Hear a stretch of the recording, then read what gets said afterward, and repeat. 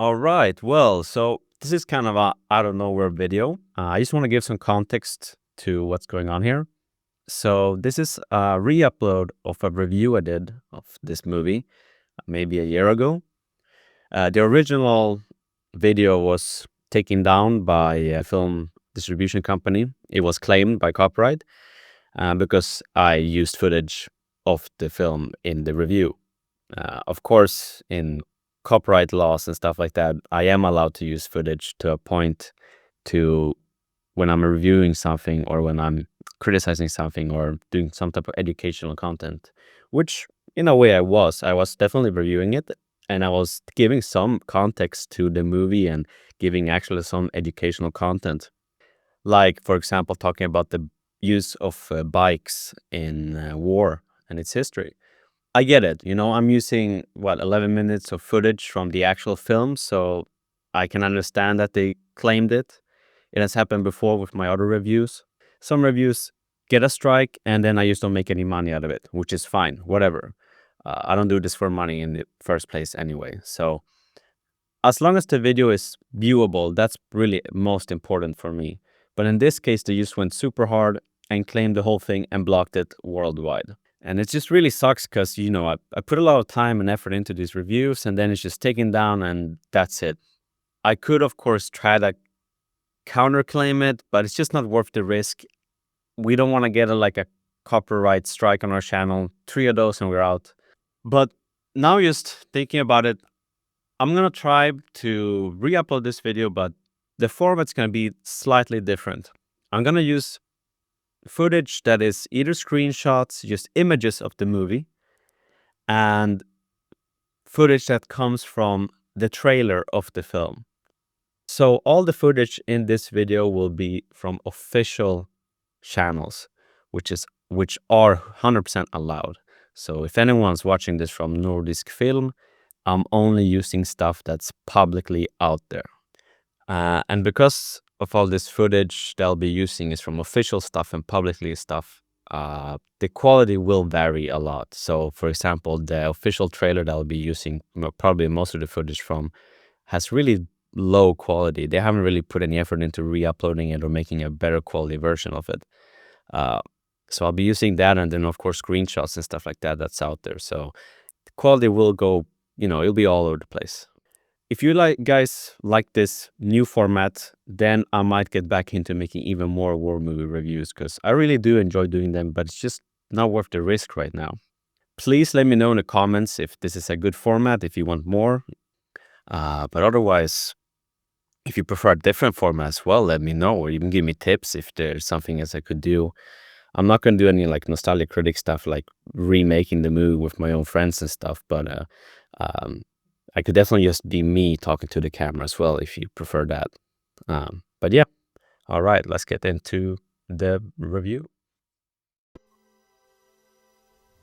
All right, hi and welcome back to another war movie review. So this time we have Rukajärven Tie, made 1999, or as it's called in English, Ambush, or The Ambush, or as I've also seen, Ambush 1941.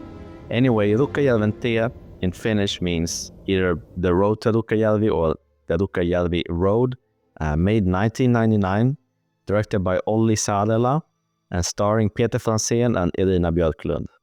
So, the movie takes place 1941 during the Finnish continuation war.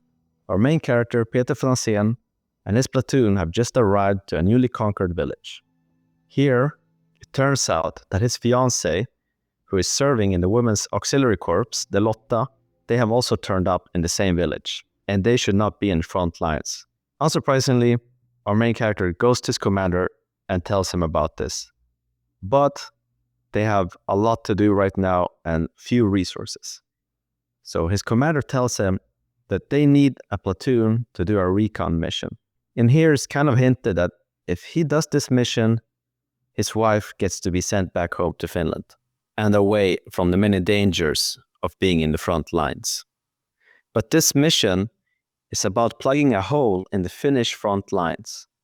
And the commander here again tells him that it's super secret and only he can know this information, but they have no idea how many Russians are in this area that they're going to. So this could be almost like a suicide mission. He tells them that it could be over 100,000 Russians or, thousands of Russians. They have no idea. But our main character accepts this mission. Peter Franzén and his platoon are sent away on the recon mission. But his fiancée, on her way back to Finland, their convoy gets attacked and ambushed by Russian partisans, and she is taken captured by them, the only survivor. And when the news eventually reach our main character, they think she's dead, as everyone else was killed in the ambush. And with this knowledge, he gets distracted in his mission. And this is, I guess, you could say the core of the film. Our main character and his platoon and their journey towards their destination to recon this front line. For the remainder of the mission, Peter Franzén becomes totally indifferent to his and his platoon's safety. What do I think of this movie? Well, to be honest, I did not really like this movie. There's a lot of problems, but let's deal with the negatives later. I'll start with the things I liked about this movie. And first of all, what I did like was the cinematography. There's some really nice shots in this movie. Large landscapes with a lot of actors, or also just the overall nature you see in this movie. It really shows off the nature of Northeastern Europe. Overall, it's a really nice looking movie, and the same goes when it comes to props and everything else used when it comes to building up 1941. All the stuff looks really good, and I really like that they used blanks and squibs in their overall fighting. Another detail I liked is that it shows off the use of bicycles. It's not often you hear about the use of bicycles in the military, but bicycles have been widely used by many militaries throughout history. So from the 1900s all the way up to 2003, when the Swiss Army reformed its last 3 bicycle infantry regiments. And I have not seen many movies showing off this type of bicycle unit. The only other one I know of is April 9th, which is a Danish war film. It takes place, April 9th, 1940, when the German army invades Denmark. And the acting in this movie is also really good. All the actors do their job, everyone feels believable in their roles, and most of the characters as well are distinct and stand out and have different personalities. And there's a lot of historical nuances as well in some of the dialogue.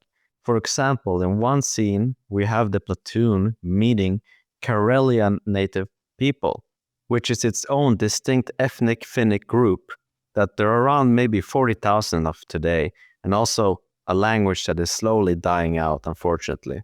As well, one of the characters in the platoon being formerly in the Red Guards during the Finnish Civil War. Again, showing a lot of detail and historical knowledge about these characters and where they are as well.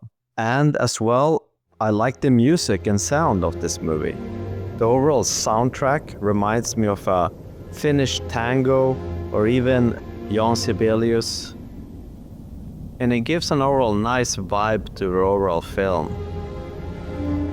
But that's also where the good stuff ends. And again, there's a lot of good stuff here. But the biggest problem of this film is the overall plot, really. I'm just gonna have to spoil the movie from here. If you don't want the movie spoiled, I'll put a time in where I stop talking about the overall spoilers. Here you go. So anyway, the biggest problem here is that the plot really doesn't go anywhere. So our platoon make it to the destination they're supposed to go to. And what happens there? Well, nothing. This overall build-up and stuff that they've been talking about, there's going to be a Russians coming, or there's hundreds, thousands of them, or even 1,000 of them, leads nowhere. Throughout the movie, we're kind of been expecting this to lead to some type of, final fight or final stand. They make it there, and then they just get orders to rejoin with the rest of the army. And that's it. Throughout the overall journey of our platoon, they've encountered, or we've seen hints of this partisan activity around them. In one scene, our platoon leader just sends away one of his soldiers because he lost his bike to go all the way back home to base alone. And as expected, he gets killed off immediately by the partisans. And in other parts of the journey, We see the partisans following them, and even at one point have them in a perfect ambush. We got our main platoon just walking in big groups over this one small planked area, and they have the sights on top of them. But then the partisans just retreat without any reason whatsoever. So we can expect them maybe to return later in greater numbers. Maybe that's why they didn't attack. But no, when our main characters come to the overall reconnaissance place, they just leave one of the wounded behind and run away. And that's the last time we see these partisans. So this partisan subplot as well goes nowhere. The final act of the movie is pretty much just after they've done all this reconnaissance, or they don't actually do any reconnaissance whatsoever. Most of the time they just walk around, or when they make it to the village they're supposed to go to, they just sit around, light fires that could be seen from all over the place, and then they get orders to rejoin back to the main army. But it turns out that there's enemy forces between them and the main army. And they, instead of, I guess, walking around them, decide to just force themselves through the enemy front lines from behind. So without any build-up whatsoever, we get this final fight happening. But again, there's no real stakes or anything because it just comes out of nowhere, this overall final fight. And most of it is just them running and eventually making it to the other side, and some of the main characters dying. Even at that, very few of them actually do die of the main characters.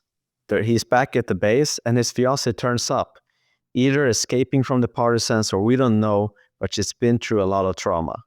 They get reunited, and then the movie ends. So for, I would say, 80% of the movie, his fiancée is not even part of it. She's in the beginning and the end. And you're kind of sold on this overall love story between them, but you don't really get to see any of it except for some flashbacks as well. And what I also didn't like is the overall, I guess you could say, tactics and the overall fighting of this movie. Our main character and his platoon are supposed to be Winter War veterans, so they should know what they're doing. But for most of the movie, they're just walking around in big clumps that could be easily taken out by a single grenade or a machine gunner.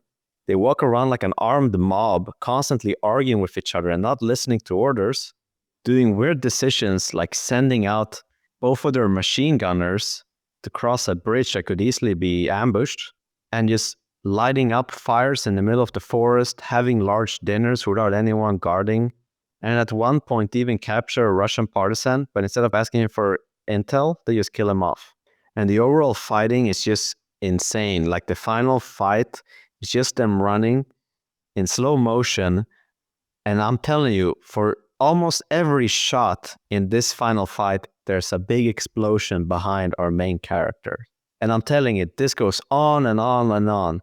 Them running, screaming and shooting without any tactics, and a big fiery explosion. So it kind of gives me vibes of Wind Talkers when it comes to the combat scenes. So the overall vibe or theme of the movie is really hard to know what they were going for. Were they going for action? Were they going for drama or love? Or, as these are all fictional characters and a fictional story, so it's not about telling an historical event. What's the overall message of this movie, which doesn't really come out clearly at all. So this is a movie that has a lot of potential, or had a lot of potential. The overall production, the actors, the cinematography, the props, everything is there to make a great movie, but the plot is the biggest problem, and the overall tactics and the way that people behave is the biggest problems this movie have. So in a way, it's kind of a sad movie to watch because you can see the potential, you can see the effort they put into this, but it all leads to nothing. So that's why I can't recommend this movie. You're better off going watching The Unknown Soldier, or even Talihantala, or any other movie takes place during the Finnish continuation war or Winter War if you're interested in that. And yeah, thanks for watching.